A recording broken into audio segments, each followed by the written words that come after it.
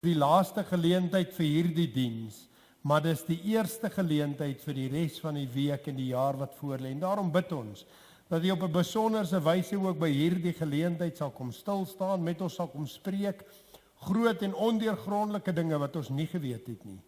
En Here, dat U daardeur verheerlik sal word. Seën die woord wat ons gaan lees, en ook daardeur bid ons dat U alleen verheerlik word. Amen. Nou, jy kan die woord van die Here oopmaak in Klaagliedere hoofstuk 2.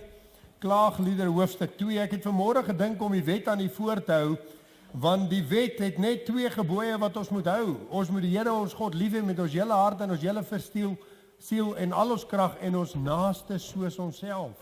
As ons hierdie 2 gebooie doen, dan is ons lewens wel aangenaam voor die aangesig van God. Om God lief te hê met jou hele siel, jou hele verstand en al jou krag en mekaar soos onsself. Nou hierdie kamp was seker die eerste kamp. Ek het 'n paar dienste gehou. Sondag het ek 3 boodskappe elke Sondag gebring reg deur Desember.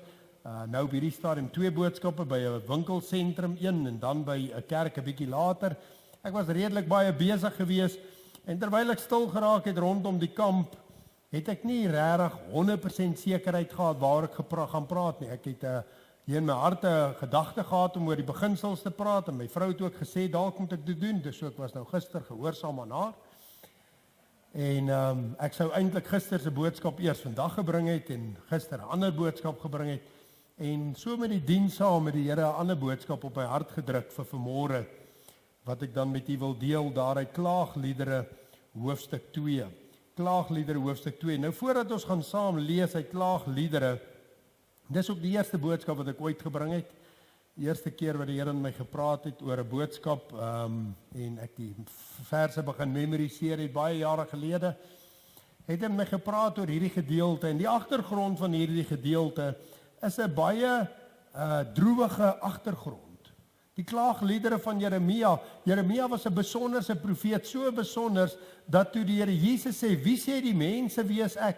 Toe sê hulle, party sê Elia, ander sê Johannes of Elia of een van die profete. Of Jeremia of een van die profete. Hy word uitgesonder. Hulle sê nie of Jesaja of een van die profete of Sagaria of een van die profete of Hosea of een van die profete nie, maar of Jeremia of een van die profete. Nou Jeremia was geken as die wenende profeet en daarom vind ons hierdie Klaagliedere. Klaagliedere is 'n gedeelte wat geskrywe is deur Jeremia om vir Jeremia se lewensverhaal te vertel. Jeremia hoor die woord van die Here en hy begin te preek in die 13de jaar van koning Josia, enkele jare voor die herlewing in die tyd van koning Josia. So koning Josia was 'n koning wat op 8 jaar oud koning geword het. Op die ouderdom van 16 jaar begin hy die Here te soek vir 4 jaar lank. Daarna begin hy die land te reinig. En rondom die tyd wat hy die land begin reinig, begin Jeremia te preek. En terwyl Jeremia of Josia besig is om die afgodsoffers af te breek en die grafte op te grou van hulle wat dit gedoen het en hulle bene te maal, dit is 'n verskriklike man gewees. Dink jy bietjie, hy gaan daar na hierdie vals dominee toe. Hy sê, grawe hom op. Hierdie ou leuns verkondig, grawe hom op. Kom in die publiek en hy verbrand hulle bene. Maar terwyl hy dit doen, begin Jeremia se boodskap in Jeremia hoofstuk 2, God onthou. Hy sê, ek onthou die geneentheid van jou jeug, die liefde van jou bruidstyd, toe jy agter my aangeloop het in die woestyn, in 'n onbesaaide land. Hy's besig om met hulle harte te praat. En Josia begin die tempel regmaak en die woord van die Here kom na vore en daar breek 'n herlewing uit. En Daniël was een van die jong manne wat daai herlewing gesien het. Van net na Josia kom Jojakim en daar word hulle weggevoer. En ek wonder of dit nie die woorde van Jeremia was en die boodskappe van Jeremia en die herlewing onder koning Josia wat 'n jong man soos Daniël gegryp het in die hart en hom en sy 3 vriende gebou het nie. Dis die agtergrond van Jeremia. Maar nou kom Jojakim en na koning Josia het die kort herlewing wat hulle ervaar het, kom daar 'n terugval baie vinnig en koning Sedekia en baie vinnig gaan dinge agteruit en Jeremia was 'n man wat herlewing gesien het, maar hy het die vinnige verval daarna gesien. Net daar toe daar 'n bietjie opgewondenheid kom. Josia, die land is besig om te reinig en tot en met Jerusalem en Samaria en in Israel begin hulle om die land te reinig. En volgende oomblik swaai hulle weer terug onder koning Jojakim en Sedekia. En Nebukadneser kom vat hy hulle en hy verbreek die tempel af en hy verbrand dit alles. En hierdie Jeremia wat dit alles gesien het, gaan sit op 'n hoopie en hy begin die klaagliedere te skrywe. En baie mense sê hy het op 'n heuweltjie buitekant Jerusalem gaan sit. En so oor Jerusalem uitgekyk. Hulle sê dit is heel moontlik die heuweltjie Golgotha. Op die heuweltjie Golgotha gaan sit en gekyk oor Jerusalem en geween oor Jerusalem in die toestand. Nou lees ons daar in Klaagliedere hoofstuk 1. Ag, hoe verlaat is die stad wat vol mense was. Sy het soos 'n weduwee geword. Sy wat magtig was onder die nasies, die vorstin onder die provinsies het dienspligtig geword. Bitterlik ween sy snags, haar trane oor haar wange. Sy het geen trooster onder al haar liefhebbers nie. Al haar vriende het troueloos teen haar gehandel, haar vyande geword. Gimmel, Juda is ontvolk deur die ellende en deur sware diensbaarheid. Hy sit onder die nasies sonder om 'n rusplek te vind. Al sy vervolgers het hom ingehaal tussen die engtes in. Daar het die weë van Sion treur, omdat daar geen feesganger is nie. Al die profete lê woes, haar priesters sug, haar jong vroue is bedroef, en sy self het dit bitter. Jeremia sit daar en hy kyk oor Jerusalem. En hy kyk net so na Jerusalem, en hy ween, en hy sien die hartseer en die pyn. En vanmôre het ons gelees, jy moet jou naaste lief hê soos jouself. Ons sing baie keer 'n lied daar in die EG Kerk, red wat verlore gaan, 'n mooi lied. Soek die wat sterwe. Ween oor die dwalendes. En Dominee Rudibeke sê hy weet nie of hy kans sien vir daai liedjie nie. Hy weet nie meer of hy kans sien vir daai liedjie nie, want ons ween nie meer oor die dwalendes nie. Ons het uitvoering geraak vir wat aangaan rondom ons. Hierdie naweek het die Here so naby ons gekom. Hy het ons kom besoek. Hy het ons kom versterk, hy het ons kom verkoop. Maar nou gaan ons uit na 'n wêreld toe en nou is my vraag, hoe voel ons oor die mense daar buite? Jeremia kom en hy beskryf 'n toestand hierso, 'n toestand wat 'n tipe en 'n beeld is, 'n realiteit wat gebeur het in die dae van Jerusalem, maar dit is 'n toestand. Dit is 'n beeld van wat gebeur het in die tuin van Eva, Adam en Eva. Ek dink toe Adam miskien daar gesien het waar sy seun se bloed gelê het en hy afgesak het en hy sy hande in die modder, die bloedmodder gedruk het. My seun, waar is my seun? Dis wat Jeremia, die droefheid van sonde wat dit aan 'n mens gedoen het. Hy beskryf hier 'n ding wat 'n tipe en 'n beeld is van die Assiriese wegraping toe die volk Israel weggevat is en verwoes is. En jy kyk na 'n stad wat eens heilig was. Hy beskryf hier Jerusalem toe die Babiloniese wegraping, toe die tempel uitmekaar uitgeslaan is, so by so, toe dit later bou, toe kon hulle daai heerlikheid nie weer bereik nie. Hy kyk so, hy sê hierdie woorde, let op die woorde, let op die taal. Ag, hoe verlaat is die stad wat vol mense was, sy soos 'n weduwee geword, sy wat magtig was onder die nasies. Hy beskryf die situasie van 'n land soos Suid-Afrika. Ons maak 'n grapie buite. Rudy sê toe hy daar Klokkelaan aankom, toe sê die ou mense, hierdie strate was eens grondpaaie. Kyk, is nou teerpaaie. Hy sê nou is hy 17 jaar later, sê hy nou vir sy kinders, hierdie strate was eens teerpaaie, nou is dit weer grondpaaie.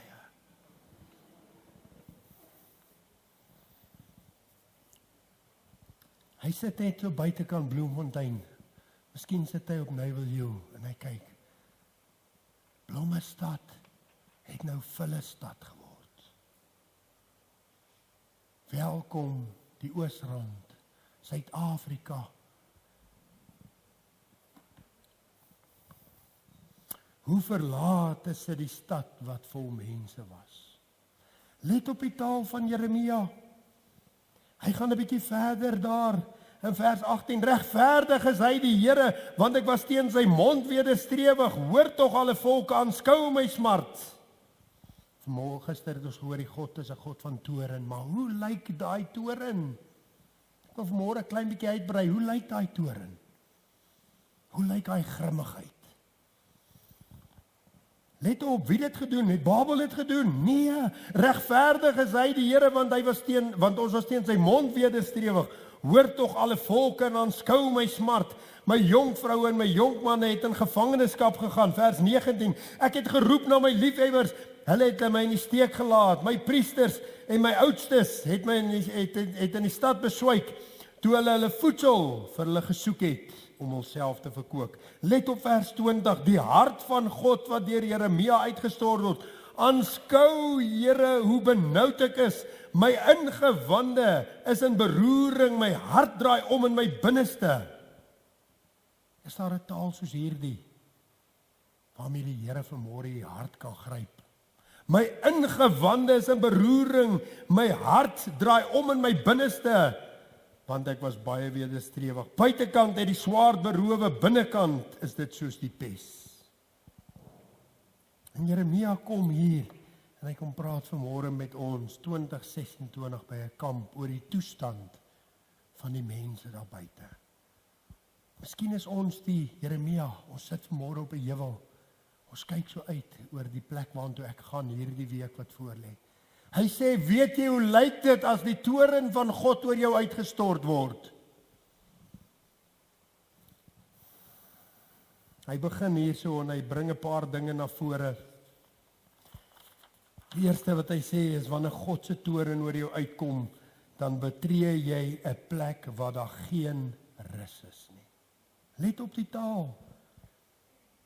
Judas ontvolk deur ellende en deur sware diensbaarheid. Hy sit onder die nasies sonder om 'n rusplek te vind. Sy vervolgers het hom ingehaal tussen die entes in. Dit skep by my die gebeeld van 'n leeu wat 'n bokkie jaag. En die bokkie maak 'n draai en hy kom weg. En hy maak nog 'n draai en hy kom weg. Maar sy hart klop, dit voel of dit uit sy borskas uit gaan klop en die volgende oomblik pootjie die leeu vir hom net so en hy val. Daar's nie rus nie. Is 'n tipe en 'n beeld van die toestand wanneer God 'n plek, 'n nasie, 'n mens, 'n familie, 'n gesin oordeel. Maar is 'n tipe en beeld van hoe dit gaan wees in die hel, want die Bybel sê daar sal dag en nag vir hulle geen rus wees nie. Kan jy jouself indink? Ek het al 'n droom gehad waar jy vir 'n persoon weghardloop, maar jy kry nie vir hom weggehardloop nie. Maar nou kom jy by daai plek waar jy nie eens vir 'n minuut kan en jy moet weer gaan. Hy sê hulle het geen rus nie. Vers 6. Wau, en die dogter van Sion het gewyk, al haar heerlikheid, haar vorste het geword soos takbokke wat geen weiveld vind nie en kragteloos heen gegaan het voor die vervolgers uit. Ek wonder as ons vanmôre kan kyk na huisgesinne in Bloemfontein. Huisgesinne. Mense wat kerk toe kom, huisgesinne. Is dit asof daar nie rus is vir 'n vrou of 'n man of hulle kinders in hulle eie huis nie. Here, red my siel uit genade. Ek's daar in die gym gewees, wonderlike geleenthede. Here, maak vir my deur oop deur om Willem Meyer begin werk in die staalindustrie, ek word 'n rep. Ek kom agter, ek raak uit voeling uit met wat aangaan in Bloemfontein. En ek maak toe 'n vaste voorneme. Ek is 'n rep, ek ry, dan besluit ek, maandag, dan gesit ek in Noordhoek. Ek ry na Noordhoek toe, daar in Bloemfontein, na die slegste deel van Noordhoek toe.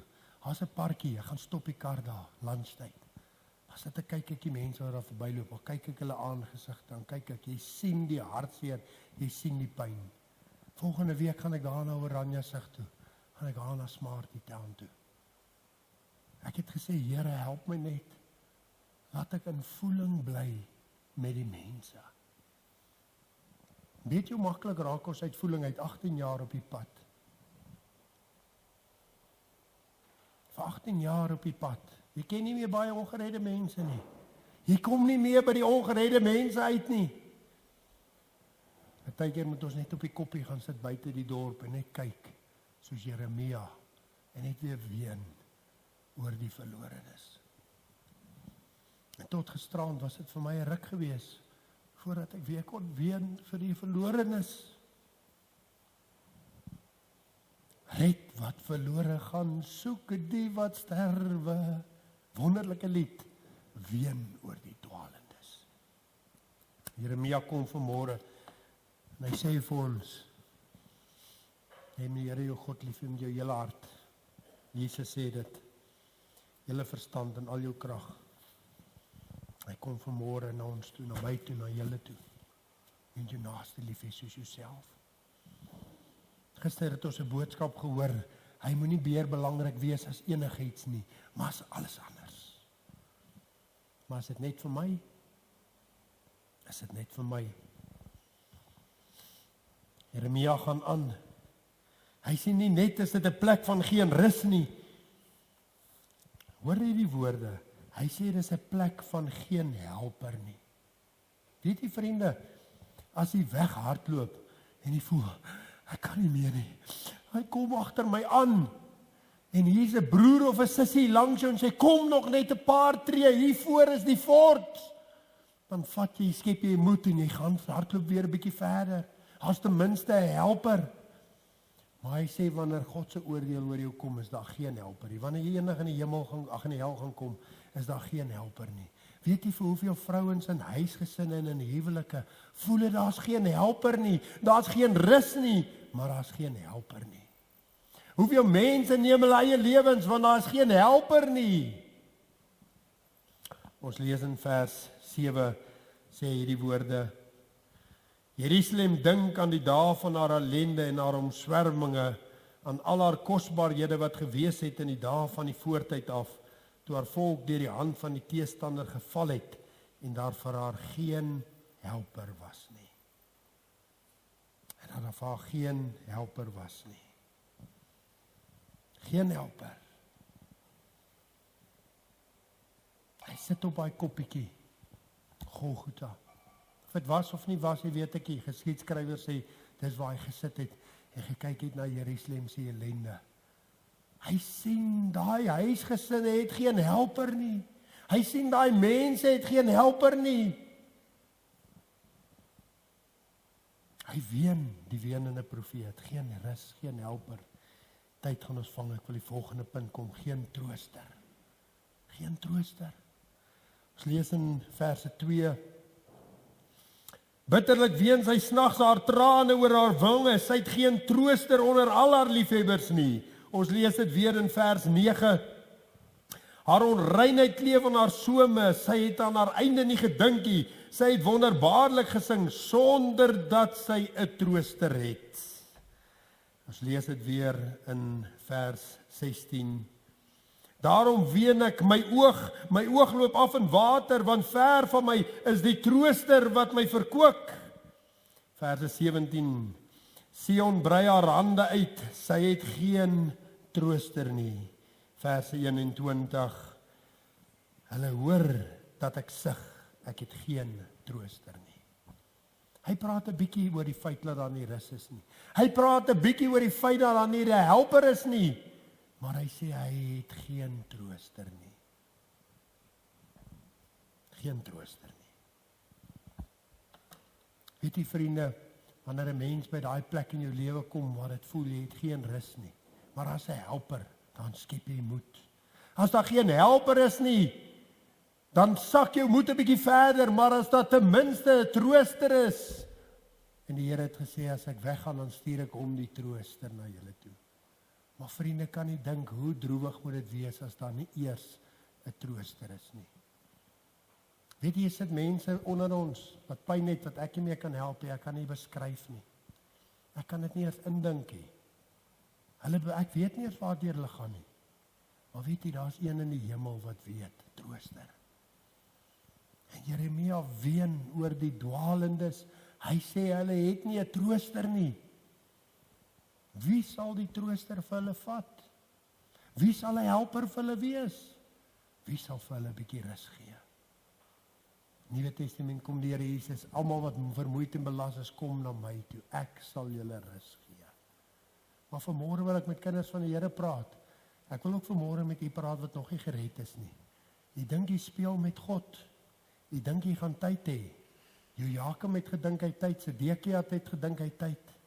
Hulle het nog gedink hulle stuur mense hier na Egipte toe om vir hulle hulp te kry teen Babylon. Die volgende oomblik toe is hulle in absolute armoede gedompel. In absolute verwoestenheid. En Jeremia gaan sit op 'n koppietjie en hy kyk en hy ween. Maar Jeremia gaan 'n bietjie verder. Hy bring 'n roepstem tot ons.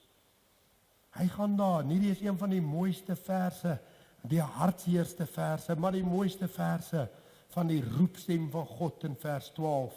Lamet, raak dit julle nie julle wat hier met die pad verbygaan, aanskou en kyk of daar 'n smart is, soos die smart wat my aangedoen is, waarmee die Here my bedroef het, op die dag van sy toorngloed. Hy kom vanmôre, hy sit daar op die heuwel Golgotha, en nou sê mense, die kommentaarskrywers, as dit so is dat hy op baie heuwel Golgotha gekyk het na die absolute verwoesting van Jerusalem, en hy ween, hy huil, ons hoor dit in sy woorde, ons hoor dit in sy taal, my ingewande is in beroering, my hart is omgekeer, my oog loop af met trane, terwyl hy daar sit, en hy kyk, is daar mense wat met die pad verbyloop, en hulle lag miskien, hulle slaan miskien op hulle bors, hy sê, raak dit julle nie, julle wat hier met die pad verbygaan.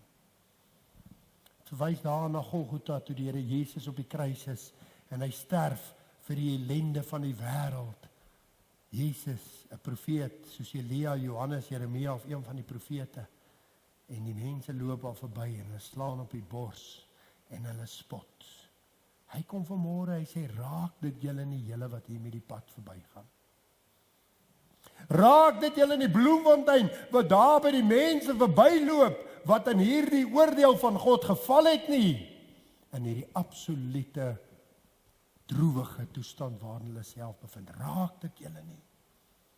Ek hoor 'n roepstem van Adam en Eva, wat daar sit by die dood van hulle seun Abel, en hulle sê vir mense 2026 op Hoopstad, raak dit julle nie, julle wat sien wat ons oorgekom het vanweë ons sonde. Raak dit julle nie, gaan julle lewens nie verander nie, gaan julle lewens nie so inrig, dat julle ander Adams en Evas kan weerhou van die sonde nie. Raak dit julle nie wat hier met die pad verbygaan nie. Maar ek kyk 'n bietjie verder. Ek sien die volk Israel en hulle ellende, na al die dae van hulle glorie en hulle heerlikheid. En ek sien hoe hulle uitgewis is en vermoor is, tot daar by die Holocaust. En is asof die stem van die Jode uitroep vanmôre. Suid-Afrika, raak dit julle nie, julle wat hier met die pad verbygaan. Wat sien wat alles met ons gebeur het, omdat ons die Here nie geglo en vertrou het en hom gedien het nie. Maar kind van die Here, raak dit jou nie, dat jy dit vir hulle gaan vertel nie. Rudy het vertel van die Chinees wat gevra het, hoeveel jaar ken julle die waarheid? Maar ek hoor die roepstem van Suid-Afrika. Suid-Afrika, die Afrikaner volk, wat eens 'n land was, waarmee gereken moes word. 'n Land wat eens trots gehad het in mooi skoon strate, en as gevolg van hulle gesypery, en hulle gehoreerdery, en hulle eie sonde, sit ons vanmôre waar ons is. En ons kinders vlug na die buiteland toe. Hy sê dit in Deuteronomium, dis die vloek wat kom oor 'n volk, wat my verlaat. Hy sê, ander mense sal jou kinders trou. Jou kinders sal nie onder jou volk, hulle sal die ander nasies getrou word. En die roepstem van Jeremia kom vanmôre, raak dit julle nie, julle wat hier verby die pad gaan. En dan kom hy roepstem vanmôre tot by my en jou. Ons wat hier in Bloemfontein se strate gaan loop die week wat voorlê. Ons wat in Boksburg se strate gaan loop. Ons wat daar by die werksplek gaan kom en daar by die skole gaan kom en by uit die winkels gaan kom. En ons gaan die mense sien wat se lewens verwoes is deur sonde. Ons gaan sien, hulle het nie rus nie. Jy sien dit in hulle gesigte, gaan stop, doen dieselfde moeite, gaan stop in 'n area waar sonde mense verwoes het. Jy kan nie daar by die geslote hekke inkom, hulle is daar ook. Maar daar is dit oop en bloot, want hulle het niks om dit weg te steek nie. Jy sit hier daar op die strate, ek kan nie waarborg, jy sien dit, 'n jong meisietjie 13 jaar oud, jy sien daar loop sy. Jy weet, het verskriklike dinge met haar gebeur. Jy sien dit daar aan die kinders, hulle het nie meer 'n pa en 'n ma in die huis, jy sien dit. Jy sien dit. En Jeremia kom en hy sê, raak dit julle en julle wat hier met die pad verbygaan. Is jy tevrede vanmôre dat die toren van God wat oop word, daardie ding wat maak dat mense vir ewig en ewig nie rus gaan hê nie, nooit weer 'n helper gaan hê nie, nooit weer 'n trooster gaan hê nie, is jy tevrede om net daar by die pad verby te stap en die kop te skud en jy sê, ja, sonde het hulle verwoes. Maar wat gaan ons doen? En vanmôre kom die boodskap na ons toe, klink klaar, duidelik, helder, oor die eeue heen, waar Jeremia hierdie dinge raak gesien het. En hy ons maak dit ons eie vanmôre met hierdie woorde, jy moet jou naaste lief hê soos jouself. Sê vir my, meneer, mevrou, jongman, jong meisie, het jy nog 'n begeerte dat mense gered moet word? Dis dit ernstig, is dit 'n eerlike begeerte. Ons het almal 'n begeerte as ons kinders van die Here is, maar ek wil vanmôre die vraag vra, het jy nog 'n eerlike begeerte dat mense gered moet word?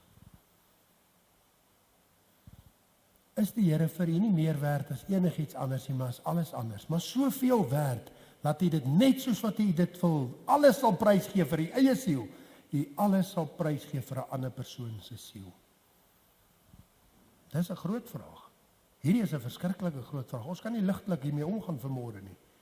Is die Here Jesus vir u so baie werd dat hy alles sal prysgee? Nie net een dingetjie hier of een ding daar nie, alles wat dit bymekaar gegooi is vir jouself en by implikasie vir die naaste. Dis 'n vraag waarmee elkeen van ons vanmôre moet eerlik wees. Maar weet julle wat hier wonderlik van dit alles? Jeremia gaan sit op daai heuwel en hy sê, raak dit julle nie. Weet julle hoekom doen hy dit? Hy weet dit raak hulle nie. Maar dis hoe God werk. Hy kom daar in die oomblik in jou gewete. Hy sê, weet jy wat, my boetie, my sussie, wees eerlik vanmôre, dit het jou op die rukkie nie geraak nie. Maar die rede hoekom hy met jou praat, is want hy wil dit vanmôre verander. Die Here wil vanmôre na jou toe kom en opnuut daai hart net sag maak. Wanneer laas het die Here ons harte net sag gemaak? Ek het geluister as Dominee Rudy dit altyd sê, maar ek besef wat hy bedoel. Ons kan nie sing ween vir die dwaalendes as ons dit nie kan doen nie. Amen. Vanmôre sluit ons hierdie boodskap in diens af. Fanny is hier, die Here het u gered. Ons prys die Here daarvoor. Ander is hier, die Here het u nog nie gered nie. En ek wil 'n laaste geleentheid vir jou gee. Jy weet wie is jy wat nog nie gered is vanmôre nie. Ek wil nog 'n laaste keer vir jou bid. Is daar so 'n persoon wat vanmôre sê bid vir my? Ek het tot hier toe het ek die stem van die Here doodgedruk, afgedruk, maar ek wil vanmôre vir die Here vra, red my siel. Is daar so 'n persoon? Ek wil vra, steek jou hand op, ek wil graag vir jou bid. As nog 'n kind van die Here vanmôre in hierdie diens, wat wel gered is, jy weet die Here het die siel uit genade gered, maar jy het ver teruggeval en jy het nog nie reggemaak nie. Jy het by hierdie kamp baie boodskappe gehoor, maar jy het nog nie gekom na die Here toe en gesê, Here, ek wil opnuut na U toe kom, dat U my sal reinig, my sal was van die sonde wat ek toegelaat het as kind van die Here. Ek wil vir U bid, is daar so 'n persoon? Dankie, ek sien daai hand. Nog iemand wat sê, ek is waarlik gered, dankie, ek sien daai hand, jy kan dit weer dan. Ek is gered, maar daar is sonde wat ek vanmôre moet laat staan. Nog 'n geleentheid. 'n Persoon wat sê, bid vir my. Dankie, ek sien ook daai hand, ek is bly ek het vir jou gewag. Ek gaan vir nog een wag, dankie, ek sien daai hand. Ek wag vir nog een, dankie, ek sien daai hand. Nog een wat vanmôre sê, ek sien daai hand ook, dankie. Ek is bly ek het vir julle gewag. Nog een wat sê, Here, ek het sonde weer toegelaat. Laaste geleentheid. En nou wil ek laastens bid vanmôre vir daai kind van die Here. Die Here het jou gered, Hy het jou verlos, daar's nie bekende sonde in jou lewe nie, daar's niks waarvan jy bewus is nie, maar jy het 'n bietjie hard geword. En jy wil net vanmôre jou voor die Here verootmoedig en sê, Here, breek my hart opnuut. Jy wil daai gebed vanmôre bid, breek my hart vir die verlorenes. Ek wil ook vir jou bid vanmôre. Is daar so iemand wat sê, bid vir my? Dankie, ek sien daardie hand, ek sien daardie hande, ek sien daardie hande. Nog iemand? Ek sien ook daardie hand. Nog iemand wat vanmôre sê, ek het hard geword, bid vir my. Laaste geleentheid, ek sien daai hand, ek bly ek het vir jou gewag. Nou vriende, gaan ons hierdie diens afsluit en ek gaan vanmôre vra dat ons sal reageer. Ons gaan dit nie hier los nie, ons kan dit nie hier los nie. Ek wil vir vra daardie mense wat gesê het julle is hard, ek wil vra dat julle hier by die projektor sal kom kniel. Julle kan daar met die Here regmaak, iemand sal met julle kom praat. Maar ek wil hê die wat vanmôre gesê het, ek wil graag terugkom na die Here toe, ek wil graag saam met iemand bid. Ek het sonde toegelaat, ek wil hê u moet aan die regterkant kom as die ander uitgaan en ons sal graag saam met u bid. Baie dankie dierbare Hemelse Vader dat ons nou kan bid vir mekaar. Vir elke persoon wat vanmôre gekom het en gesê, Here, breek my hart opnuut vir verlore sondaars. Gee vir my weer 'n ywer, Here, vir mense wat U nie ken nie. Ek wil vir hulle bid dat U vanmôre hulle harte sal breek, waar hulle net weer voor U verootmoedig en voor U buig en U ontmoet, Here. En dat U verheerlik sal word. Maar Here, ek wil bid vanmôre vir hulle wat U hand opgesteek het, wat gesê het U het hulle siele uit genade gered, maar hulle het sonde toegelaat. Here, dat U vir hulle die moed sal gee om daardie sonde vanmôre af te lê. Dat hulle vanmôre 'n voorneme sal maak, ek sal nie teruggaan nie. Here, help vir hulle. En dankie Here dat ons vir mekaar kan bid, dat U vir ons sal help hierdie jaar wat voorlê, dat U vir ons sal vind, getrou Here, in die dinge wat te doen het met die koninkryk van God. Ons eer U daarvoor, ons aanbid U daarvoor. Ons dankie dat U alleen die een is wat nog met mense praat, Here, dat U Heilige Gees wat mense herstel, die Heilige Gees die een is wat mense opwek en wat mense rig en lei. Ons eer U vir dit alles in Jesus se naam. Amen.